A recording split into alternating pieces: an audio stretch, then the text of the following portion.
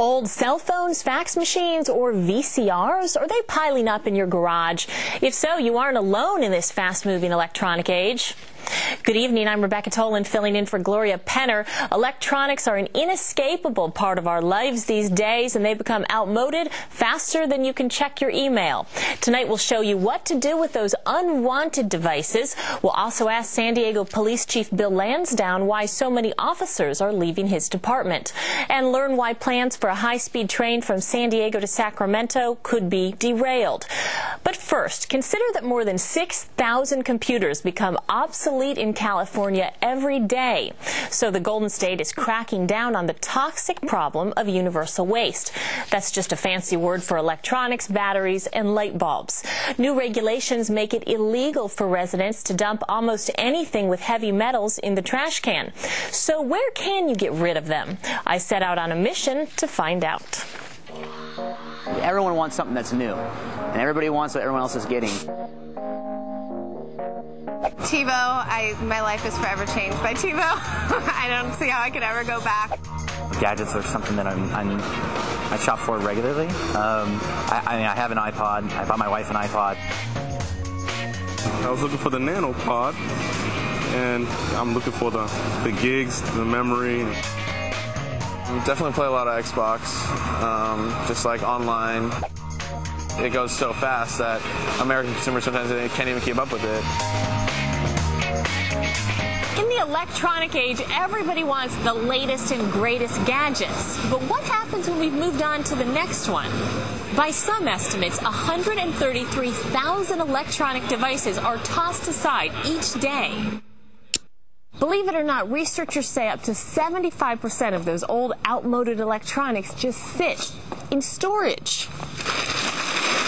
Like this pile of old monitors and computers sitting around the back lot of the office, or maybe you have some e-waste just sitting around the home garage. Most people still are sitting with computers or televisions in their attics, basements, in their warehouses, cell phones in their drawers, and they don't know what to do with them. I'm not really sure what to do with it, honestly. I don't throw stuff like that away. So sometimes I end up with stuff at my house that I don't really know what to do with. You know? I have a bunch of old cell phones, and they just sit there, so it just happens sometimes. Sometimes something just becomes way obsolete. Bruce Rogo can relate to the e-waste woes. You know those electronics you aren't using but aren't getting rid of? This was my dad's stereo from 1969 that I took with me when I moved away. That's nostalgia for you. But other castaways are just plain nuisances to the electronics buff. His La Mesa garage has computers from a bygone era. You can see that there are two more PCs which were a little later versions, and then this was probably about 4 years ago, and they're pretty much all gutted, but they've got motherboards in them and parts that are now universal waste, so you can't throw them away. It's the big question. What do you do with all those old, outdated electronics you don't want anymore? I've got a computer, a keyboard, even an old blow dryer. Let's go to the landfill and see what happens.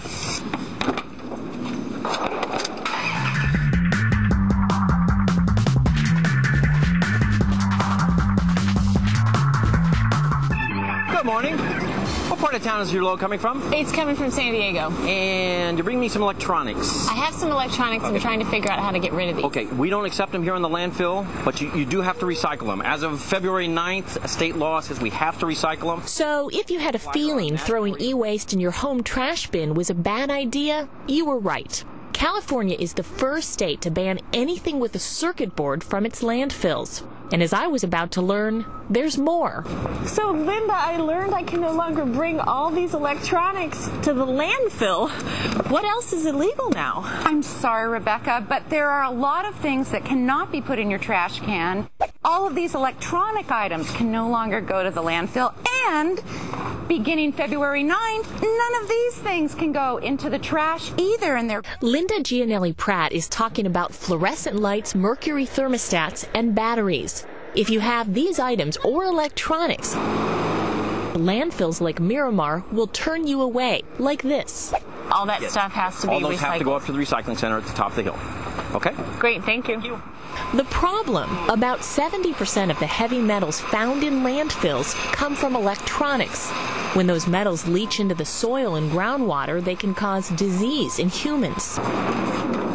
Besides health risks, Gianelli Pratt says the overtaxed Miramar site is expected to run out of space in 2012. We want that landfill to be used for those items that can only be landfilled. These materials can be recycled. They have a value to the recyclers.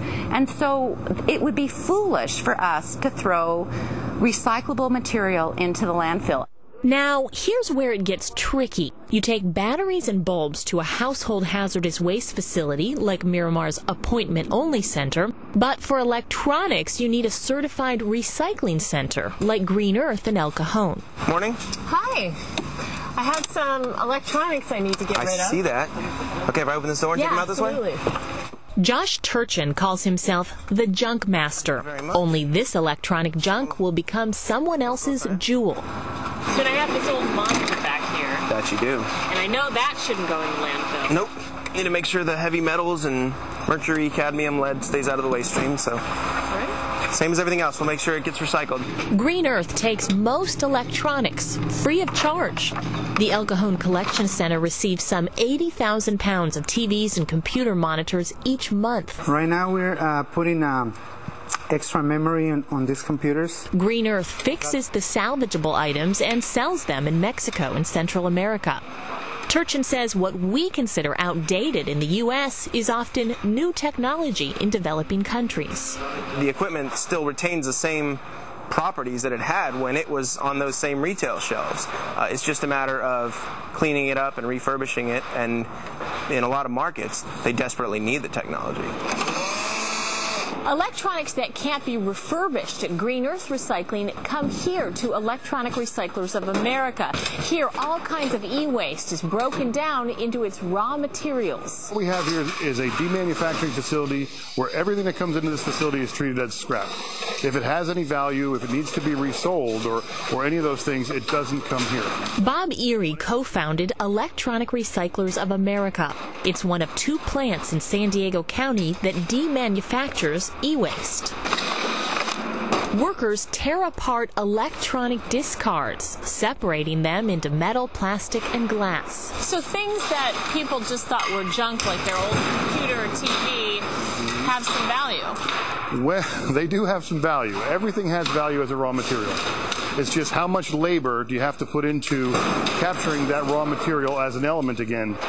The Vista-based plant has a system to minimize labor and workers' exposure to hazardous elements. The main concern is cathode ray tubes found in TVs and computer monitors. Each one contains up to 8 pounds of lead. So these are bare CRTs that have had all the raw materials or treatment residuals removed, and they're now ready to be fed into a crusher. They call it, aptly, the CRT hammer mill. The stripped-down monitors go up the conveyor belt and down the gravity drop. This thing is running, and it's gobbling up 1,500 to 2,000 tubes an hour. The air handler and dust collection system is siphoning off all the dust that's being created from the braking environment inside.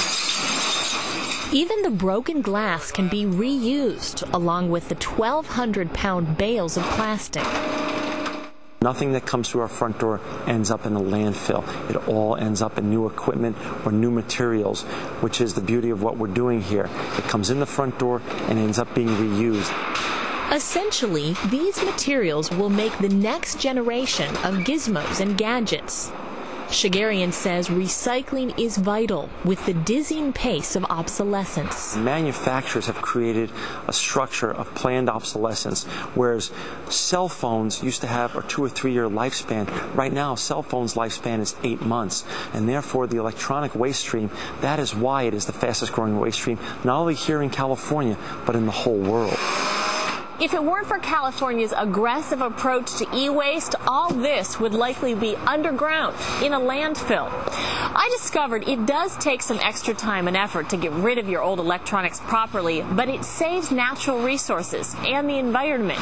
And that's something to consider before you power off. To find a place to recycle your electronics, just look up recycling in the yellow pages. There are dozens of collectors in our region. If you have batteries and light bulbs, there are about 10 household hazardous waste centers in the county, one of them at the Miramar landfill. But you'll need a Saturday appointment. For more locations, you can check out our website at kpbs.org. You'll find most recycling centers don't charge to take monitors. That's because California pays recyclers to dispose of anything with a cathode ray tube. The money comes from fees consumers pay at the point of purchase. But currently there is no funding for recyclers to deal with other electronic items, so they often charge to drop them off. Up next, why San Diego has fewer police officers than other cities.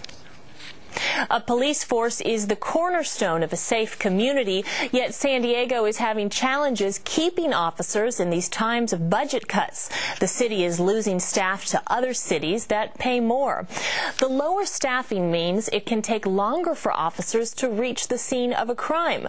But there is a silver lining. Violent crime is down in San Diego. My next guest is San Diego Police Chief Bill Lansdowne. Thanks so much for being here, Chief. Rebecca, it's always a pleasure to be here. Appreciate your time. Well, just in the last year, some 36 officers have left your department, and so far this year, since January, another 17 have either retired or resigned.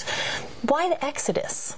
There are two things happening. There are more officers coming of retirement age than before because we did some real large hiring in the 80s. But the second reason is we're competing to keep our people and for new employees. And other cities are offering more. An example, Oceanside just got a 12% raise, or Chula Vista got a 25% raise. The sheriff, Bill Collender, who's just a great friend of ours, is offering a $5,000 signing bonus with equal pay. Or Bonnie DeManis, the DA, who just hired 5 more of my employees, is offering them no weekends, no nights, and a 4-day week with a take-home car. Those are tough for us to compete with right now in San Diego. So there's all these incentives, and on top of that, I'm wondering how salaries compare. In San Diego, police officers start in the low to mid 40s and jump to the 60,000 mark after 1 year as an officer. How do these salaries compare to some other cities you're competing with? Well, when Chula Vista gets their raises, it's over 5 years, or Oceanside get there. They will clearly be above us. But if you look at salaries in San Diego as compared to the Bay Area, San Jose, a city that I used to work in, their new top salary would be $107,000 compared to $67,000 in San Diego. There's a real competition for employees right now, and we're having to deal with that, and we're losing officers because of it. It sounds like the situation may get even stickier. I know that the city has reduced the take-home pay to some retiring officers, and next month it sounds like there will be more reductions. Tell me about that.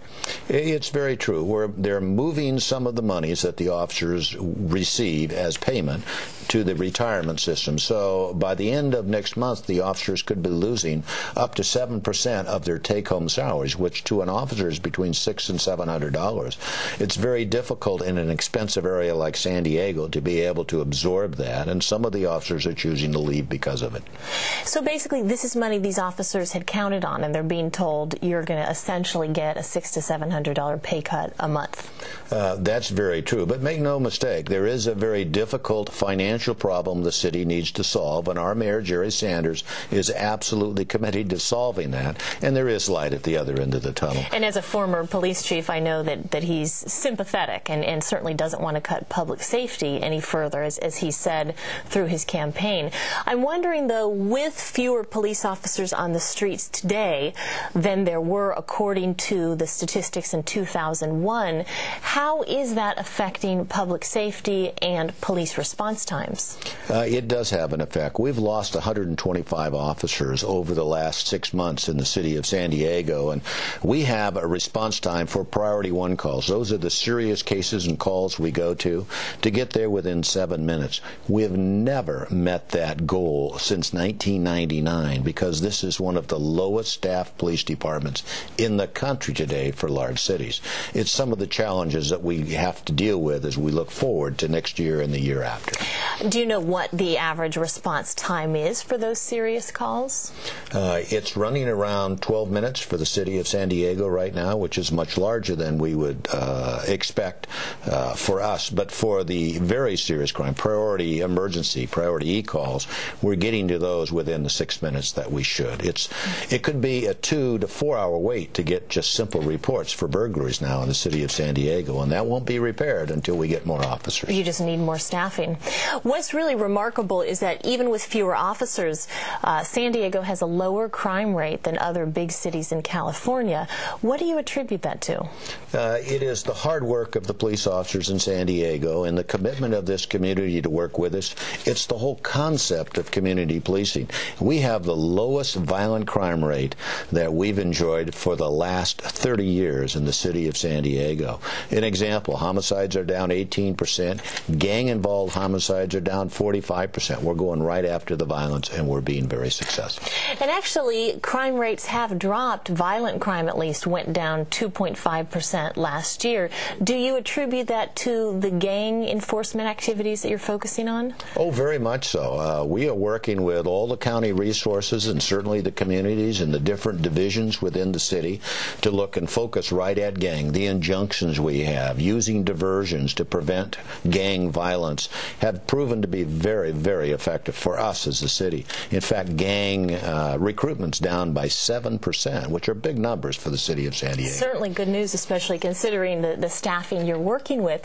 Just in the last few seconds we have looking ahead to the future, with the challenges you have and with these other municipalities like the county offering a $5,000 signing bonus, what are you able to do to both maintain officers and also draw other ones into the department?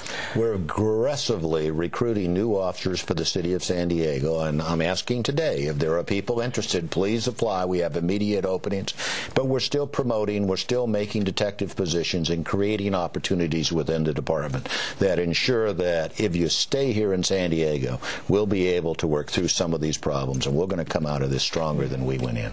Great. Just one last question. It seems as though cities around the country are having some issues with recruitment, which is why King County and San Diego County are offering these bonuses. Why do you think fewer people want to be police officers today?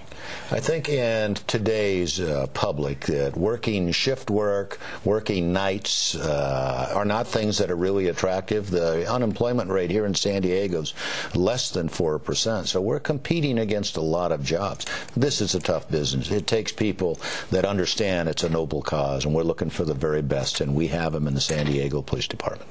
Good. Well, I wish you the best of luck, and thank you so much for your time today. Rebecca, enjoy your program, and I'll come back anytime you ask us. Thanks, Chief. Up next, have plans for a statewide bullet train hit a roadblock?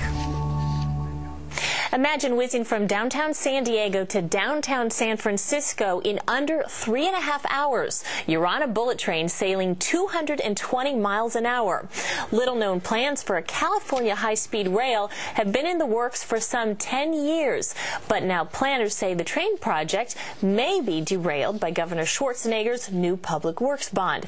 Joining me to discuss the fate of the statewide project is Mark Edelman, Vice Chair of the California High-Speed Rail Authority. Well, welcome to the show. Thank you. Glad to be back. Now, the bullet train tracks would stretch 700 miles from San Diego to the state capital, Sacramento, and there would be some 30 stations along the way. What areas of the state, what metropolitan areas would be served? Well, of course, San Diego, Los Angeles, the Bay Area, San Francisco, San Jose, Sacramento, with stops along the way in perhaps Visalia, Merced, potentially Stockton, and Sacramento.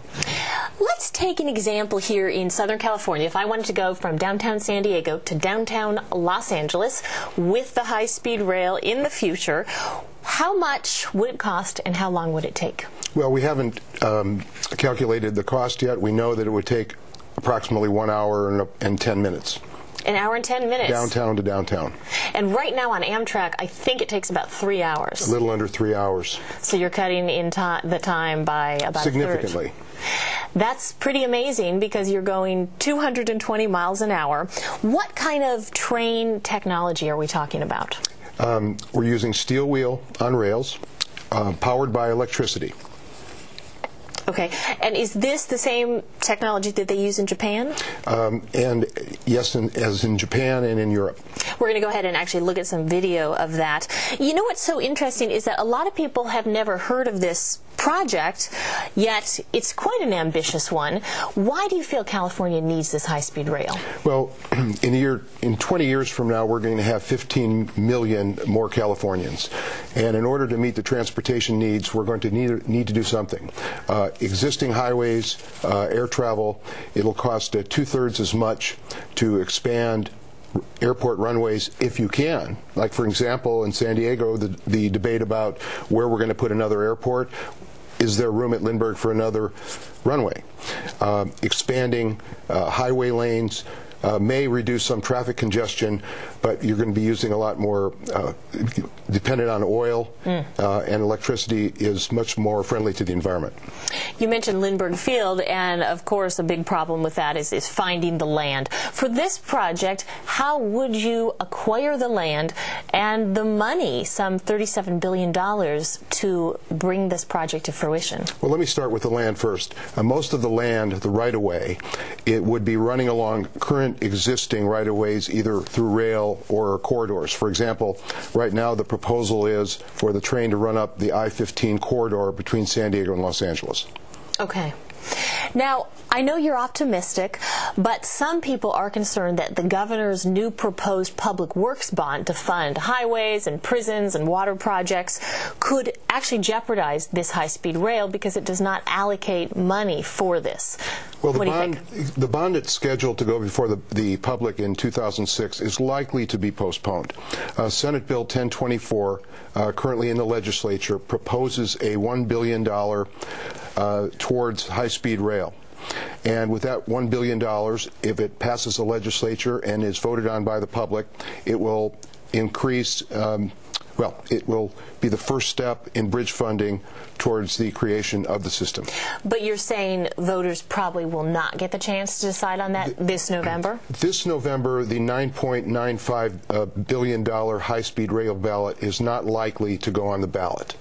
What we will see likely is a Senate bill, a bond measure that will provide $10 billion in transportation within that $1 billion for the high-speed rail project. Now, as you know, Governor Schwarzenegger is committed, as he recently announced, to upgrade existing infrastructure.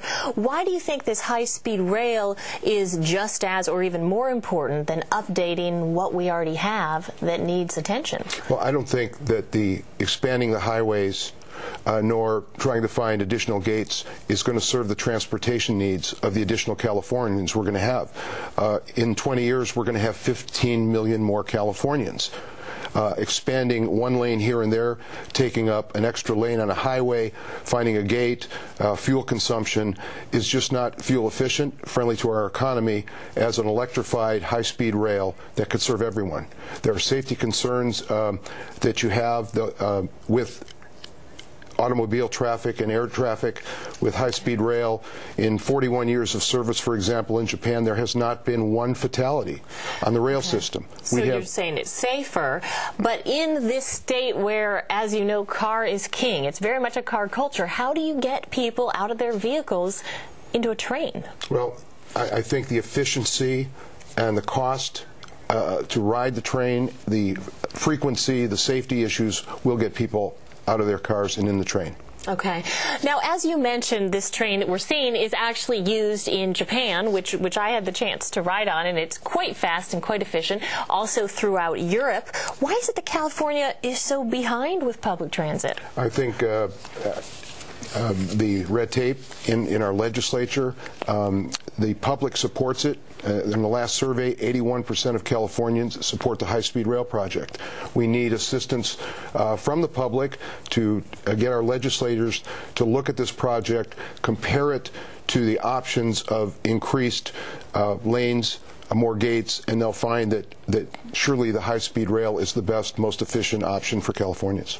In some way, it almost seems futuristic in a state where we aren't known for public transit. How realistic is it that you think this high-speed rail will be built? It's needed. Japan has had their system since 1964. And now it's expanded all over the country. I think they have 1,500 miles of high-speed rail. It's time for that system to come to California.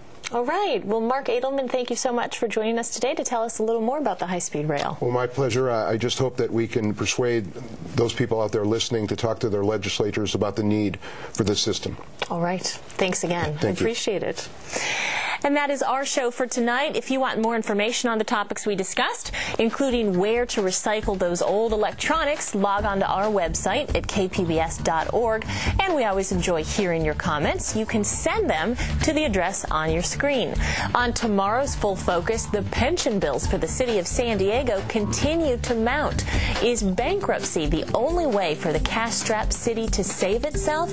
We'll discuss the ins and outs of filing Chapter 9 tomorrow night. For Full Focus, I'm Rebecca Tolan. Good night.